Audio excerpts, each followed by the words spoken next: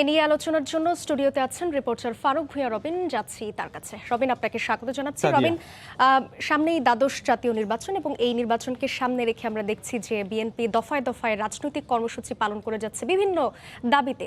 তো আজকেও তারা পদযাত্রা করেছে। এই পদযাত্রা আসলে নতুনত্ব কিছু এসছে কিনা?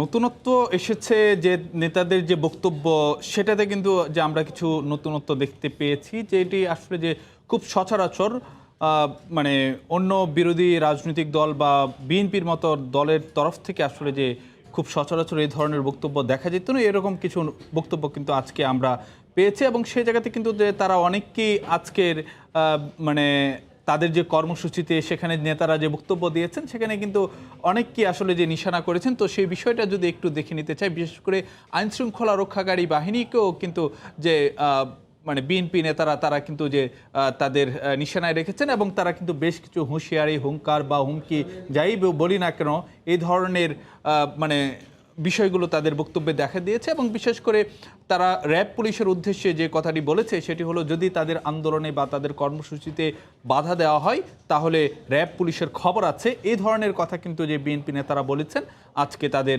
কর্মসূচিতে। এবং অন্যদিকে তারা যে কথাটি বলছেন, যদি তাদের আন্দোলনে কোনো ধরনের বাধা দেওয়া হয় তাহলে মানে পাল্টা আঘাত করা হবে, এরকম বক্তব্য কিন্তু এসেছে এবং সেখানে কাউকে ছাড় দেওয়া হবে না, এই ধরনের কথা আজকে বিএনপি নেতারা বলেছেন। এবং অন্যদিকে সরকারের উদ্দেশ্যে যে কথাটি বলেছেন, সরকার বা ক্ষমতাসীনরা যেন গদি ছেড়ে দিয়ে নির্বাচনে আসে বা নির্বাচনে অংশ নেয়, ভোটে অংশ নেয়, সে কথাটি তারা বলেছেন। এবং যদি তত্ত্বাবধায়ক সরকারের দাবিটি না মানা হয়, তারা যে দাবিতে আন্দোলন করে যাচ্ছেন, তাহলে রাজপথে সেটির ফয়সালা হবে, সেই কথাটি কিন্তু যে বিএনপি নেতারা আজকে জোর গলায় বলেছেন। এবং অন্যদিকে তারা বলছেন যে তারা তাদের যে আন্দোলন কর্মসূচিগুলো সেগুলো তারা শেষ দেখে আসলে যে বা তাদের যেই ফসল সেটি আসলে যে তারা মাঠে তুলবেন, তারপরে আসলে যে তারা তাদের যে আন্দোলন কর্মসূচি থেকে সরে আসবেন। তো সেই জায়গাতে কিন্তু আজকে যেটি দেখতে পেয়েছি যে বিএনপি নেতারা তো বিভিন্ন বিষয়ে কথাবার্তা বলেছেন, তো সেখানে কিন্তু যে গণমাধ্যমকে নিশানা করে কিন্তু বক্তব্য দেওয়া হয়েছে। বিশেষ করে বিএনপি মহাসচিব মির্জা ফখরুল ইসলাম আলমগীরের বক্তব্যে কিন্তু সেই বিষয়টি এসেছে, যেমন র্যাব পুলিশের কথা এসেছে, আইনশৃঙ্খলা রক্ষাকারী বাহিনীদের কথা এসেছে, ঠিক একইভাবে কিন্তু গণমাধ্যমকে নিশানা করে যে কথাটি বলছিলেন, তত্ত্বাবধায়ক সরকারের দাবি না মানলে বিএনপি বলছে যে রাজপথে ফয়সালা হবে। কিন্তু আমরা জানি যে আওয়ামী লীগ বলেছে যে তারা আসলে দাবিটি মানবে না। তো রাজপথে ফয়সালা বলতে আসলে বিএনপি ঠিক কি বোঝাচ্ছে? না, তারা যেটি বলছে যে তারা তাদের আন্দোলন কর্মসূচির মধ্য দিয়ে তারা তাদের যে চলমান যে আন্দোলন চলছে সেটি আরো কঠোর অবস্থানে নিয়ে যাবেন এবং তার মধ্য দিয়েই সরকারকে তাদের দাবি মানতে বাধ্য করা হবে আর কি। তো যে কথাটি বলছিলাম যে গণমাধ্যমকে উল্লেখ করে তারা যে কথাটি বলছেন যে তাদের বক্তব্য গণমাধ্যমে ঠিকঠাক মতন প্রচার করা হয় না, কম করে প্রচার করা হয়, এই ধরনের বক্তব্য অভিযোগগুলো কিন্তু তারা আজকে তুলেছেন। এবং তারা সে কথাটি বলছেন যে গণমাধ্যমকেও যেন সে অনুযায়ী ভূমিকা রাখেন, সে আহ্বান এই বিষয়ে আসলে ক্ষমতাসীনদের বক্তব্য কি রবিন জানাবেন?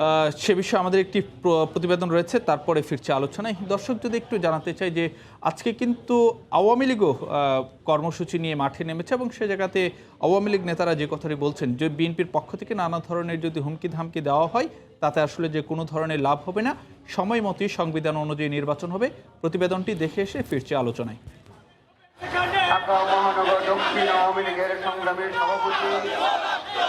দ্বাদশ জাতীয় নির্বাচনকে সামনে রেখে নানা কর্মসূচিতে মাঠে নেমেছে বিএনপি জামায়াত। তাই সন্ত্রাস, নৈরাজ্য ও দেশ বিরোধী ষড়যন্ত্রের প্রতিবাদে মঙ্গলবার রাজধানীর হাজারীবাগে শান্তি সমাবেশের আয়োজন করে ঢাকা মহানগর দক্ষিণ আওয়ামী লীগ। দুপুর থেকে মিছিল নিয়ে সমাবেশে আসতে শুরু করেন ঢাকা মহানগর দক্ষিণের থানা, ওয়ার্ড ও ইউনিটের আওয়ামী লীগ ও সহযোগী সংগঠনের হাজার হাজার নেতাকর্মী। সমাবেশে যোগ দিয়ে আওয়ামী লীগ নেতারা বলেন, আন্দোলনের নামে বিএনপি সহিংসতা করলে মাঠে আর ব্যালটে জবাব দেবে জনগণ। জানি আজকে জনগণ একটা খারাপ অবস্থায় আছে। সমাবেশে আওয়ামী লীগের সভাপতি মণ্ডলীর সদস্য অ্যাডভোকেট কামরুল ইসলাম বলেন, বিএনপি শুধু সরকার নয়, খালেদা জিয়ার বিরুদ্ধেও ষড়যন্ত্র করছে, তাকে মুক্ত করতে চেষ্টা না করে দাবার গুটি হিসাবে ব্যবহার করছে। প্রধানমন্ত্রী জননেত্রী শেখ হাসিনা নির্বাচনকারী সরকারের নেতৃত্ব দেবেন। নির্বাচন কমিশন একটা গ্রহণযোগ্য সুন্দর নির্বাচন উপহার দেবে। যথাসময়ে নির্বাচন হবে বাংলাদেশে, আপনাদের ছাড়াই নির্বাচন হবে। আপনারা অংশগ্রহণ করেন বা না করেন, নির্বাচন বসে থাকবে না। প্রধান অতিথির বক্তব্যে আওয়ামী লীগের সাধারণ সম্পাদক ওবায়দুল কাদের অভিযোগ করেন, বিদেশি শক্তির ওপর ভর করে বিএনপি আবারও অগণতান্ত্রিক সরকার প্রতিষ্ঠা করতে চায়। বলেন, দেশ বিরোধী ষড়যন্ত্রের জবাব দেবে আওয়ামী লীগ। বিদেশি শক্তিকে দিয়ে এখানে আবারও 1-11-এর মতো 2 বছর তাদের নিজেদের ইচ্ছা অনুযায়ী তত্ত্বাবধায়ক একটা বসাবে, আর আমরা দাঁড়িয়ে দাঁড়িয়ে ললিপপ খাবো। এদিকে বিএনপি জামায়াতের নৈরাজ্য ও তাণ্ডবের প্রতিবাদে কেন্দ্রীয় শহীদ মিনারে শান্তি সমাবেশ করেছে আওয়ামী যুবলীগ। শাকির আহমেদ, সময় সংবাদ, ঢাকা। সাদিয়া। রবিন, প্রতিবেদনেই দেখছিলাম যে আওয়ামী লীগ নেতারা বলছেন যে বিএনপি যদি নাও আসে সংবিধান অনুযায়ী কিন্তু নির্বাচন ঠিকই হবে। হ্যাঁ, আওয়ামী লীগ নেতারা কিন্তু তাদের যে আজকের যে কর্মসূচি ছিল সেখানে বিএনপির যে সাম্প্রতিক যে বিভিন্ন দাবি দেওয়া কিংবা যে বক্তব্য তার জবাব কিন্তু আওয়ামী লীগ নেতারা দিয়েছেন এবং সেখানে কিন্তু তাদের যে অবস্থান সেটি কিন্তু যে পরিষ্কার করেছেন। তো বিএনপির পক্ষ থেকে নিশ্চয়ই আমরা দেখেছি যে নানা ধরনের যে হুঙ্কার বা হুঁশিয়ারি দেওয়া হচ্ছে, কিন্তু সে জায়গাতে আওয়ামী লীগের নেতারা যে কথাটি বলছেন যে বিএনপি যদিও নানা ধরনের হুমকি ধামকি দিয়ে থাকে কিন্তু তাতে আসলে যে কোনো ধরনের লাভ হবে না, এবং যদি কোনো ধরনের মানে সহিংসতা করা হয় তাহলে সেটির জবাব রাজপথে এবং যে ভোটের লড়াইয়ে 2 জায়গাতেই কিন্তু যে দেওয়া হবে। আর বিএনপি যদি যে নির্বাচনে না আসে তাহলে আগামী জাতীয় সংসদ নির্বাচন যে সময় মতো হবে সে বিষয়টি কিন্তু আরেকবার জানিয়ে দিয়েছেন যে আওয়ামী লীগ নেতারা। এবং অন্যদিকে যদিও বিএনপি নেতারা বারবারই বলে আসছেন যে সরকারের পতন ঘটবে কিংবা যে তারা যে সরকারের পদত্যাগ দাবি করে আসছেন, তো সেই জায়গাতে আওয়ামী লীগ সাধারণ সম্পাদক ওবায়দুল কাদের কিন্তু আজকেও বিএনপি মহাসচিব মির্জা ফখরুল ইসলাম আলমগীরকে উদ্দেশ্য করে কিছু কথাবার্তা বলেছেন এবং সেখানে তিনি বলেছেন যে কবে সরকারের পতন ঘটবে সে তারিখটি যেন মির্জা ফখরুল ইসলাম আলমগীর ওবায়দুল কাদেরকে জানিয়ে রাখেন। তো সেই কথাটা কিন্তু যে আজকেও ওবায়দুল কাদের বলেছেন। আমরা দেখেছি এই ধরনের কথা তিনি এর আগেও বলেছেন।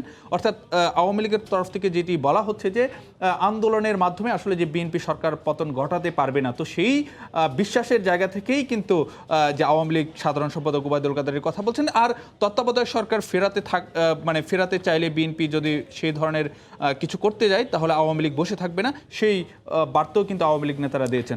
এছাড়াও আরেকটু প্রসঙ্গে যদি যাই সেটি হচ্ছে যে লোডশেডিং নিয়ে বিদ্যুৎ পরিস্থিতি আমরা এখন কিছুটা আসলে সহনীয় পর্যায়ে চলে এসছে, কিন্তু তারপরও পুরো সমস্যার আসলে সমাধান নিয়ে রাজনৈতিক বিতর্কে কিন্তু এই বিদ্যুতের বিষয়টি চলে এসছে। নিশ্চয়ই, কারণ আমরা জানি যে বিদ্যুতের একটি যে যদিও বিষয়টি যে টেকনিক্যাল বিষয় কিন্তু তারপরেও যেহেতু এটি সাধারণ মানুষের আসলে আমাদের যাপিত জীবনের সঙ্গে কিন্তু যে ওতপ্রোতভাবে জড়িত, কিন্তু সে জায়গাতে এবার আজকে যে রাজনৈতিক দলের যে কর্মসূচিগুলো এসেছে সেখানেও কিন্তু যে বিদ্যুতের বিষয়টি বেশ অগ্রণী ভূমিকাই কিন্তু ছিল বা অগ্রণী কাতারে ছিল। এবং আওয়ামী লীগের নেতারা যেমন এই বিষয়ে কথা বলেছেন ঠিক একইভাবে বিএনপি নেতারাও কথা বলেছেন। আজকে বিএনপি মহাসচিব মির্জা ফখরুল ইসলাম আলমগীর সহ দলটির নেতারা যে অভিযুক্ত করেছেন বিদ্যুতের দাম বাড়ানো হলেও আসলে যে সে অনুযায়ী যে বিদ্যুৎ মিলছে না, লোডশেডিং হচ্ছে, তো সেই জায়গাতে তারা বিদ্যুতের সমাধান করতে না পারলে, সমস্যার সমাধান করতে না পারলে সরকারের পদত্যাগ দাবি করছেন বিএনপি নেতারা।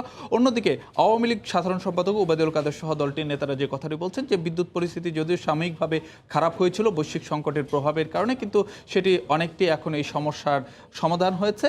এবং অন্যদিকে বিদ্যুৎ ও জ্বালানি প্রতিমন্ত্রী নসরুল হামিদ তিনি আজকে সংসদে যেই দাবিটি করেছেন সেটি হলো যে সময় উপযোগী সিদ্ধান্তের ফলে যে বিদ্যুৎ পরিস্থিতির উন্নতি হয়েছে এবং খুব সহজেই যে একেবারেই লোডশেডিং থেকে মুক্তি মিলবে সেই আশ্বাসও কিন্তু দিয়েছেন যে আওয়ামী লীগ নেতারা। এবং একই সঙ্গে যে জ্বালানি কূটনীতিও যে চলছে সেটিও তারা জানিয়ে রেখেছেন এবং তারা বলছেন যে বিভিন্ন দেশের সঙ্গে আসলে যে জ্বালানির যে বিষয়টি রয়েছে, যে কূটনীতির যে বিষয়টি রয়েছে সেটি সরকার অগ্রাধিকার তালিকায় রয়েছে এবং সে জায়গাতে যে অন্য দেশ থেকে জ্বালানি আনা যায় বা আমদানি করা যায় সে বিষয়ে প্রধানমন্ত্রী শেখ হাসিনা সহ সরকারের যে বিভিন্ন সংশ্লিষ্ট দপ্তরগুলো রয়েছে তারা সক্রিয় অবস্থানে রয়েছেন, সেজন্য আসলে সব ধরনের কাজই চলছে। আপনাকে অসংখ্য ধন্যবাদ রবিন যুক্ত হওয়ার জন্য। দর্শক, রাজনৈতিক পরিস্থিতি নিয়ে কথা বলতে যুক্ত ছিলেন সহকর্মী ফারুক ভূঁইয়া রবিন।